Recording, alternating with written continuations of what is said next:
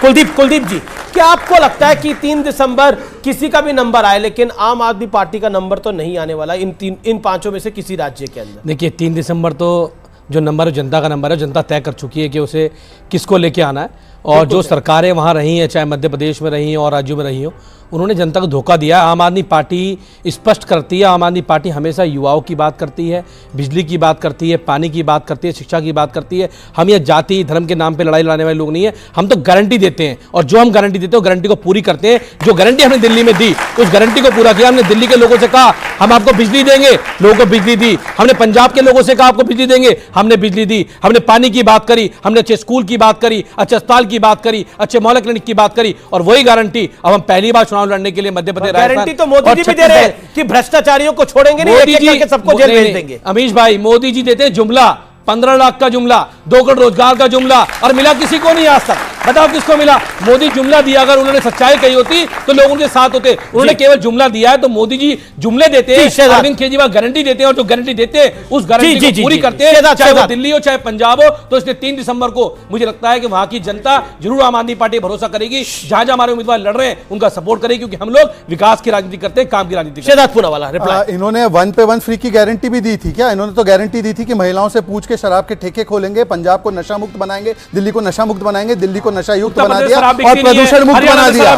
नशा मुक्त और प्रदूषण मुक्त बना दिया। आप बीच में बोल रहे हैं। मध्य प्रदेश शराब नहीं बिकती है। मैंने इनके बीच में नहीं बोला। प्रदेश में शहजाद जी की सरकार है। अमीश बता दें शराब बिकती है। आप आपके बीच में नहीं बोले, उन्होंने विरोधियों को बीच में 3 महीने फ्री दिए थे मध्य प्रदेश में। ये तो कह रहे हैं ऐसे पियो के मर जाओ घर जाके। सर एक गुजरात में ऐसी देते हैं 30 सेकंड सुन लीजिए ना, और लोग पी के मर जाएं। अच्छा अमीश भाई 30 सेकंड सुन लीजिए, 30 सेकंड। इनकी तो ऐसी गारंटी है और ऐसी सेमीफाइनल है, कांग्रेस तो इनको सेमीफाइनल खेलने नहीं दे रही है, और कांग्रेस इनकी गारंटी नहीं ले रही है, ना ये कांग्रेस की गारंटी ले पा रहे।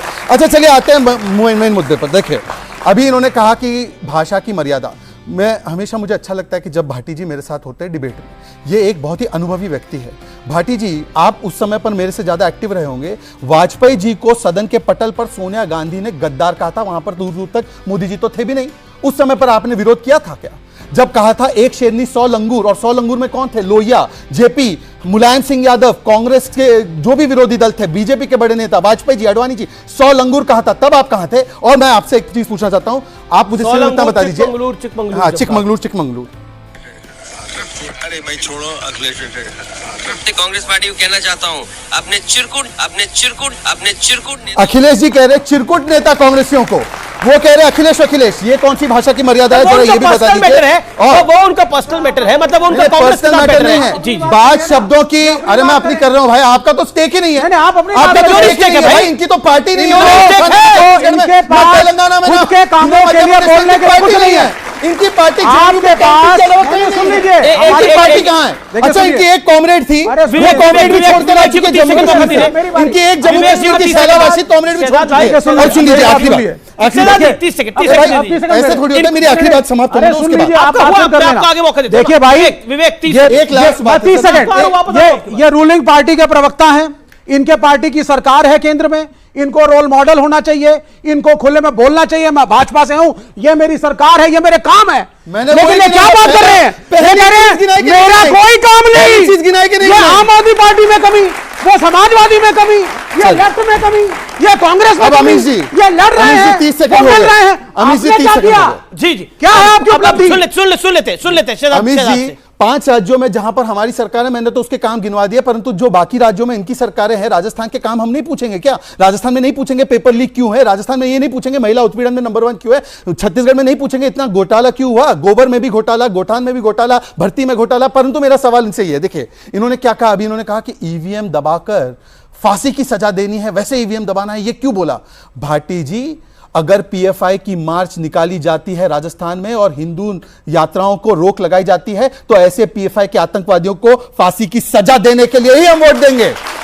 पेपर लीक माफिया जिन्होंने 70 लाख युवाओं के भविष्य को तार किया है, उनको फांसी की सजा ही हम देंगे, और जो महिलाओं का उत्पीड़न करेंगे उनको फांसी की सजा ही हम देंगे। इसलिए भारतीय जनता पार्टी की सरकार होगी। इसलिए भारतीय जनता पार्टी की सरकार होगी। अच्छा एक आरोप बड़ी बात करनी है ना, मैं राजकुमार भाटी के बाद गारंटी दीजिए लोगों को। आज ठीक है, ब्रजभूषण सिंह को सजा कम मिलेगी ये गारंटी देके बहुत अच्छा बताएं, सवाल है, जिनके मैं खिलाफ जवाब देश देता की महिला पहलवान बैठी हुई थी। मैं ठीक है, जवाब ये देता जवाब हूं। दीजिए, मैं जवाब देता हूं। इसका सवाल आगे जवाब आगे दीजिएगा। लेकिन राजकुमार भाटी, बीजेपी पे आरोप लग रहा है कि वो हर चुनाव की तरह इस चुनाव में भी कम्युनल कार्ड खेल रही है।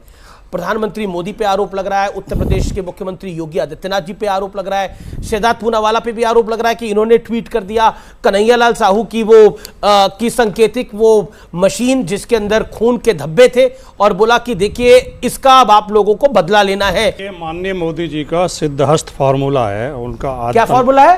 फार्मूला है सिद्धहस्त जी, कि वो जब भी चुनाव का जो यानी फिक्स्ड फार्मूला है। हाँ, प्रचार खत्म होता है जिस समय 5 बजे चुनाव आचार संहिता लागू हो जाती है एक दिन पहले, कि अब कोई प्रचार नहीं करेगा।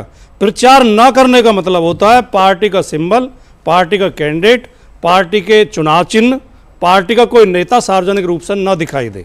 मोदी जी तुरंत हर चुनाव में, ऐसा नहीं इसी चुनाव में हुआ है, और अब तो इतने हैबिचुअल हो गए हैं वो कि हम आपत्ति भी नहीं करते, क्योंकि उनकी आदत है, वो करते हैं। हर चुनाव के बाद किसी न किसी के हैबिचुअल हो गए, किसी ना किसी मंदिर में पहुंच जाते हैं, मूर्ति के सामने ध्यान लगा के बैठ जाते हैं, तिलक लगा के चौड़ा सा, और सारे चैनल जो चैनल हैं उनके समर्थक शहजाद भाई चैनल कैमरा ले लेके पहले ही पहुंच जाते हैं, क्योंकि सेट होता है प्रोग्राम, और फिर वो से 12 घंटे तक चैनल दिखाते रहते हैं। ये आचार संहिता का उल्लंघन है, ये संचार साधनों का दुरुपयोग है, और ये कानून को अंगूठा दिखाना है कि मैं तो इस तरह कानून तोड़ूंगा, तुम मेरा बिगाड़ो, क्या बिगाड़ोगे? एक बात तो एक मिनट आप बोल लीजिए, उसके बाद दो बातों का जवाब और दे दूं। एक तो शहजाद भाई ने गिनवाई गलतियां, किसने किसके लिए क्या कहा। मैं ईमानदारी से ये मानता हूं कि हम किसी की कमियां गिनवा के अपनी कमियों को नहीं छिपा सकते, हमें पहले अपनी कमी को करनी चाहिए। मेरी कोई गलती है, मैं तुरंत मानने को तैयार हूं, लेकिन जो आपने कहा कि गधा कहा था, गधा उनके लिए नहीं कहा था। मोदी जी देश के प्रधानमंत्री हैं, मैं उनका सम्मान करता हूं, मेरी पार्टी सम्मान करती है। गधा उनके लिए नहीं कहा था। ये स्टूडेंट बैठे हैं सारे, उस पर चेक करो गूगल पे, अभी गुजरात के गधे पूरी दुनिया में प्रसिद्ध हैं, देश में नहीं पूरी दुनिया में। गुजरात में बहुत अच्छी नस्ल के गधे पाए जाते हैं। ओके। तो